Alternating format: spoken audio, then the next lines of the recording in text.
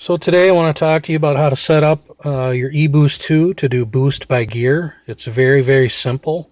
We only need a couple things to make it happen, and then just some configuration on the controller, and then you can do boost by gear. You don't need micro switches. You don't need all this complicated stuff that everyone's probably read online to make this work.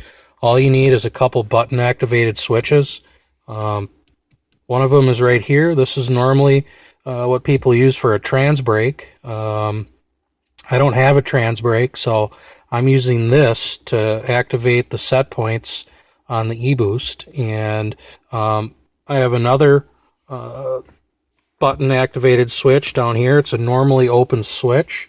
It looks like this. It's just got two posts on it, and just have to solder a couple wires on there.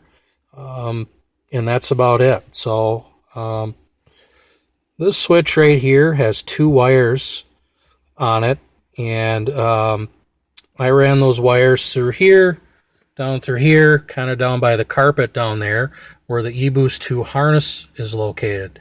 So one of those wires from this goes to the eBoost2 harness. There's a green wire that's not hooked up to anything. This one needs to be connected to that green wire. The second wire from this needs to be grounded. So I have a ground already in here that I have used to ground my transmission temperature gauge. So I'm going to use that as the place to ground the switch. Second of all, this switch, I soldered a couple wires on there. Also ran them through here. Ran one down near the eBoost harness, and there's going to be an orange wire that's not hooked up to anything. That one needs to be connected to this switch.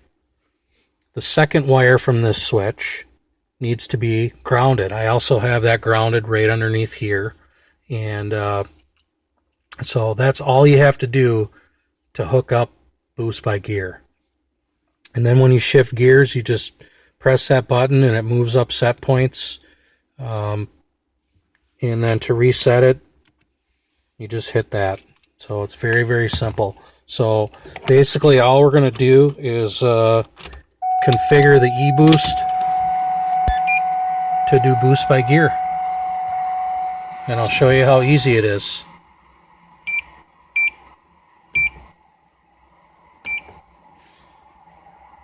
NSP stands for number of set points. I have 3 gears, so I'm going to use 3 set points. So this stuff is all in the manual. You can follow along in the manual as you set this up. It's very, very easy. Number of set points 3, 8-cylinder.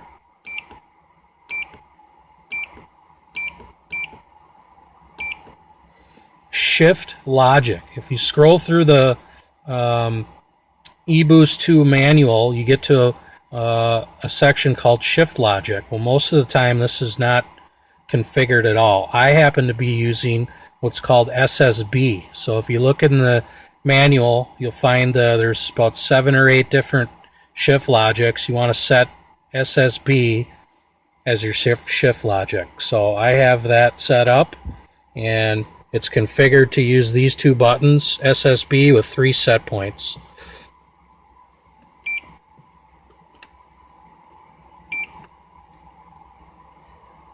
So how this works is after you set it up, you set up your 3 set points, which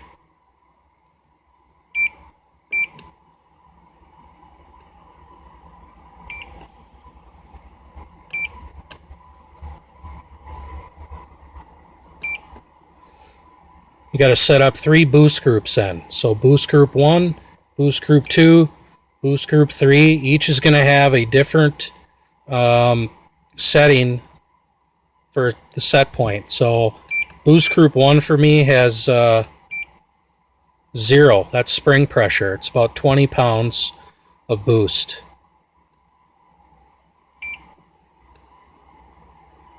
The second one is a little bit higher, and the third one's even higher.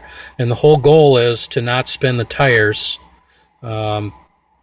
that's why we want to use the boost by gear, so you can ramp in boost. So how this works is when I go to drive this thing, I'm in first gear. Obviously, I'm in set point 1, and when I shift it, it shifts to set point 2. I press that button, and I'll do this again. Set point 3. That would be me in high gear. Now it's at the highest boost setting that I want. And let's say that I want to reset it. All I'm going to do is hit this button twice, and you'll watch on the boost controller, set point 2, set point 1, it's back to 0 at this point. You're back to square one. And that's pretty much all there is to it. So very, very, very simple to set this up, and very simple to get this thing to work. So anyone that has a turbo car, you can set this up on a manual transmission if you want it as well. No reason why it can't work.